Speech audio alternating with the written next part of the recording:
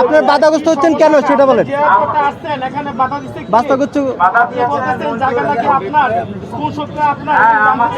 আমাকে পাওয়ার অ্যাটর্নি দিয়েছেন, মানে গফুর সাহেব এখন কিন্তু মারা গিয়েছে।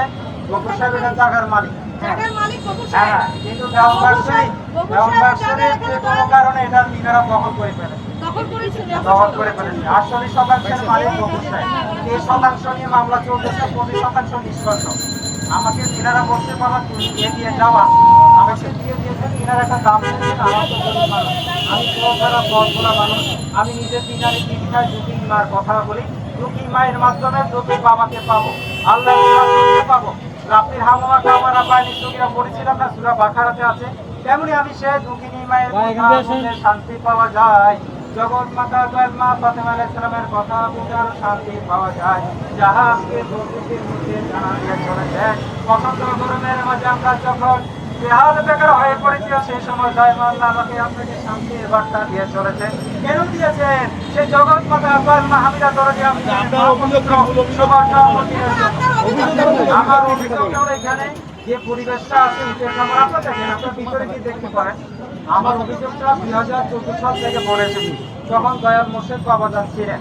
উনি আমাকে ধৈর্য ধারণ করতে বলেছেন, বাবা যে আল্লাহ পরীক্ষা নিবে। কিন্তু পরীক্ষা করতে করতে তিনি 2020 সালে আর হাসপাতালে দেখেন এমন একজন মুক্তিযোদ্ধা হাসপাতালে নিয়ে গেছে, হাসপাতালে না করে চলে গেছে একটার পর একটা বাধা।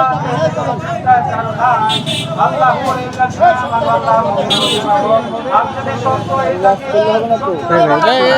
আপনি তো অভিযোগ তো বলুন।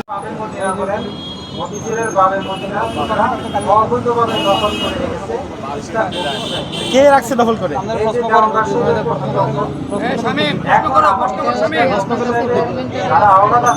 আমাকে দায়িত্ব দিয়েছে যে বাবা তুমি এটা উদ্ধার করো। লিখিত আছে, হ্যাঁ পাওয়ার অ্যাটর্নি দিয়েছে, এটা আছে।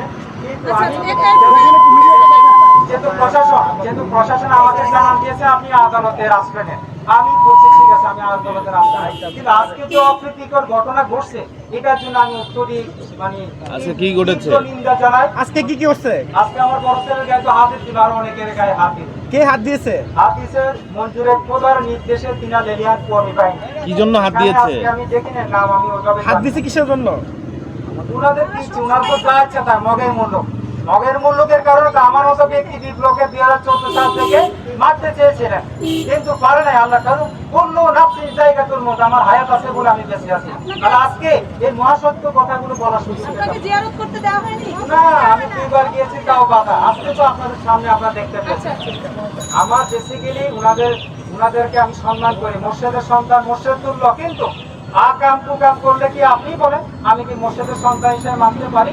আজকে তিনারা কেন তিনার মানে মায়ের জন্মদিনে আসে নাই, ওনারা এসে এখানে আজকে জানা ওনাদের কোথায়? আজকে তিনারা ভোগ বিলাসে লিপ্ত, প্রধান খাদেন দাবি করে বসে আছেন, আবার বাধা দিচ্ছেন। এক নাম্বার বাধাটা হলো তিনাদের স্বার্থে লেগেছে, এছাড়া তাদের সাথে আমার কোনো ব্যক্তিগত কোনো দ্বন্দ্ব নেই। যেটা আছে সেটা আপনারা তো জানেন, তখন বলেছে 2024 সালে আমরা বাড়ি করবোই। সেই জগৎমাতার প্রতিনিধি ঘোষণা দিয়েছেন, সে ঘোষণার আলোকে আমরা আইনকে শ্রদ্ধা জানিয়ে আমরা এসেছি, কিন্তু আমরা পারি।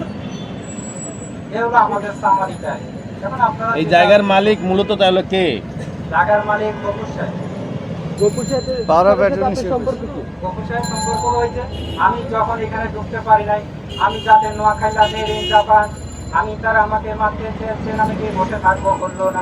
সম্পর্কটা কি আপনার সাথে? তার সম্পর্ক আপনার সাথে? আমার সাথে কার সম্পর্ক? গফুর সাহেবের সম্পর্ক। মানে আমাকে ভালোবেসে ওনার ফ্যামিলি আমাকে দিয়ে দিচ্ছে। আমার মা ছেলের এখন সম্পর্ক রোশনারা, ওনার স্ত্রী রোশনারা, গফুর সাহেব মারা গিয়েছেন। এই জন্য তো আমি এটাকে বুঝতে পারি না। কোনো ওয়ারিশ নাই? সবাই আমাকে ডিপেন্ড করেছে, এই জন্য আমি ওনাদেরকে এখন আজকে